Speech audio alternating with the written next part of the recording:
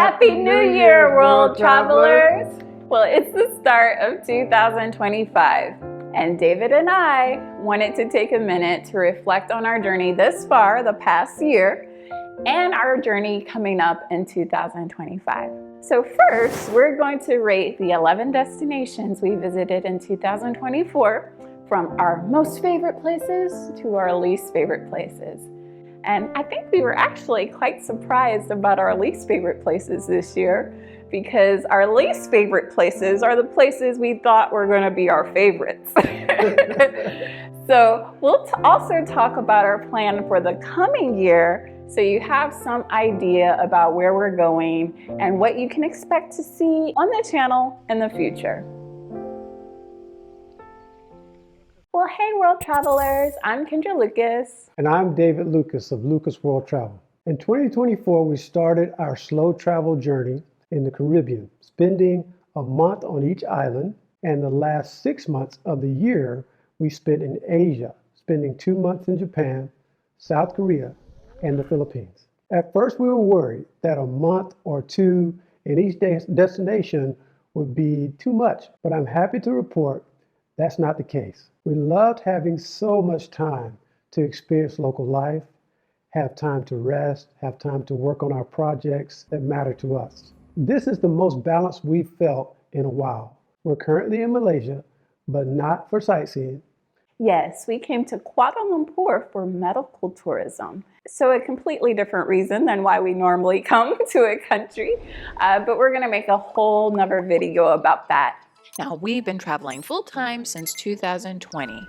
Our big goal is to visit 100 countries and then permanently relocate to our favorite country. After exploring 60 countries so far, Thailand and Malta have captured our hearts as potential forever homes. But we are still curious about what the rest of the world has to offer, and still curious to see if a new country is an even better fit for us. But let's rank our favorite countries this year so far. We're gonna do this in 4 different tiers. Now, our first tier of our most favorite countries that we've been to this year includes, for the Caribbean, our favorite was Curacao. I have to agree with that, actually. We had a great time there. And for Asia, our favorites were naturally Japan. Who doesn't love Japan? And South Korea. Now, I say we love Curacao so much because it was completely unexpected. Like, we literally only went to Curacao because the plane tickets were cheap. That is the reason we went. And we got there and we were so pleasantly surprised by how beautiful it was, how relaxing it was. The quality of life was nice. It was a bit cheaper than Aruba. Like, it had so many things going for it. We just loved everything about it. It's one of the Caribbean islands we could possibly live in. It was just easy to chill there. It was easy to kind of fit in there. Even though we were perfect strangers, we felt right at home there. The energy was beautiful. They also had salsa dancing, which, we love that stuff. Yeah, we just had a great time. And naturally, we love Japan. I haven't met a single person who doesn't like Japan, so it lives up to the hype. What can I say? Tokyo, incredible, so clean, so many interesting things to do. But we were kind of surprised by South Korea the most. Like, we love K-dramas. That's literally all we watch on Netflix. And I have to say that South Korea was remarkably like a K-drama. Really? I was like, oh my goodness, I remember them walking past this castle by this fortress in the shows, and people were remarkably like how they were on K-dramas. So I was like, this is so cool. But our favorite place in Korea wound up being Busan. We didn't expect to like Busan so much because everything happens in Seoul, the capital usually. But we're Busan people. So if we ever choose to live in South Korea, you will find us in Busan. Just so you know, for me, I had wanted to go to Japan my whole entire life. Tokyo to me was amazing. I loved the train. I loved the anime. I loved all of the places you can go and shop and see. We had the kimonos. We wore the kimonos and we took photos at the temples and the palaces. I drove the go-karts through Shibuya and all of the stuff. Those are the kinds of trips that are epic for me. That was an epic trip.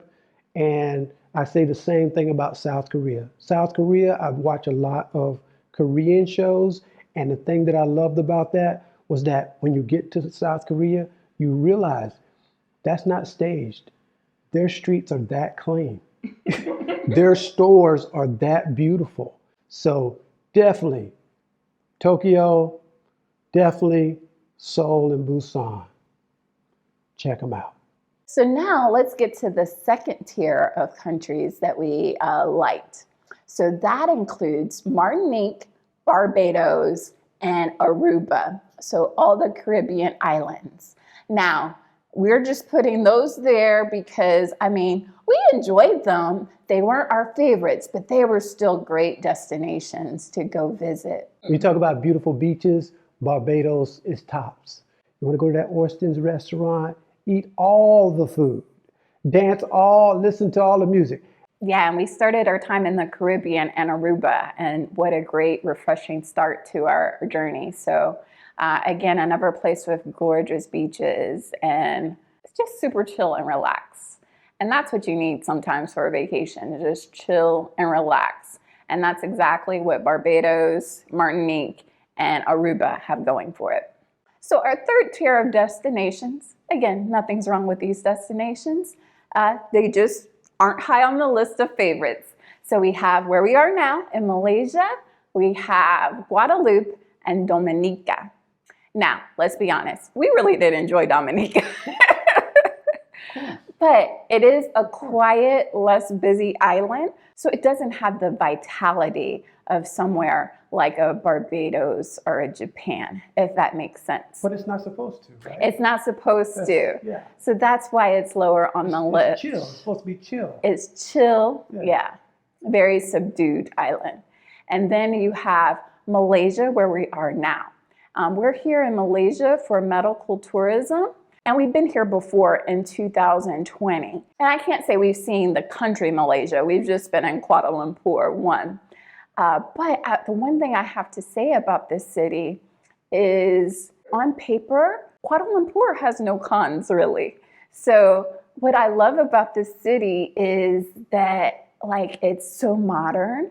The shopping's great. It's easy to get around with public transportation and Grab. Food is so affordable. You can eat out for $3 to $6 per person. Groceries are really affordable. This place has everything going for it, and it's relatively clean. But for whatever reason, it just doesn't fit my vibe. I don't feel a certain chemistry that I'm looking for with a place I want to live in the future. So it's like when you're dating somebody and they're perfect on paper and nothing's wrong with them, but you still have no chemistry with that person. That's exactly how I feel about Kuala Lumpur. Kuala Lumpur falls into the friend zone. The friend zone, yes. That's all you gotta say. Kuala Lumpur falls in the friend zone. Okay, it doesn't give me the lovey-dovey vibe, but it does. I can come through there. I can come here and be good. You know what I mean? Kuala Lumpur checks a lot of boxes. So if you're looking for some place to live in Southeast Asia, you might want to consider this city. Just because I didn't have chemistry with a destination doesn't mean you won't. So consider that one. This city's pretty great. And Guadeloupe, I really don't have anything much to say about it. We have a video coming about Guadeloupe soon. It's a lovely island, but again, it didn't inspire any grand emotions in me. So beautiful destination. Lots to do. Lots to do. Lots to do. I just didn't feel the chemistry. So another friend-zoned place, I suppose. All right, now our final tier of the places we liked the least this year. And I'm just so surprised by this. Okay, so for the first one, I literally was like on YouTube, like, this is the place we're gonna live. I know it. Everywhere, it just looks so amazing. I want to live here. It was St. Lucia. The sad part is, like, within 20 minutes of arrival, it's like I had an instant vibe check, sensory feeling like I don't belong here. This place isn't for me. And I just never recovered from that. Like, just going to the gas station to get oatmeal for breakfast was difficult, and navigating was difficult. There's beautiful sights to see there. So as a tourist, it's definitely worth going, but it just did not meet my vibe. And I don't even think it gets friend zone categories. We might have animosity against one another, me and St. Lucia. Then our least favorite experience. So this was another one. It's like, everyone loves the Philippines. Vloggers just rave around this country. They have these beautiful videos. So we like built the Philippines up in our head, thinking like, oh, this could be a place we could live as well. We got there and we were so disappointed. And I have no idea why these vloggers were ranting and raving so much about the Philippines. Part of the issue was we arrived in Cebu City, which probably wasn't the best place to start our journey. We lived in literally the best neighborhood in the city, IT Park. But if you walk outside the IT Park, it's like so chaotic. The traffic is terrible. There's trash and dirt, and it's so gritty and grimy. And there's like really filthy wastewater going down the street. It kind of grossed me out a lot. There were people begging, so many people begging. The poverty is really terrible there. And I wasn't expecting any of this. But to have to be in that type of stressful situation where there's just so much, like you could feel the pain of people suffering. They were literally hungry. And I couldn't do it. So that kind of painted a bad picture in my head the whole time. So if you go to the Philippines, don't start in Cebu City. It will ruin your whole trip. Now, as we moved on to other islands like Bohol and Boracay and Palawan, it got better. It got cleaner. There was no more begging.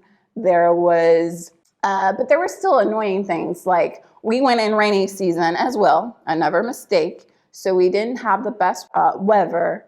We had when one specific typhoon came, it flooded the streets in Boracay. So we had to walk around in flood water for a few days. Then when we got to Palawan, we couldn't go on the excursions like we wanted to because the waves were too rough. So we never got to see everything. So essentially our whole time in the Philippines was just rough.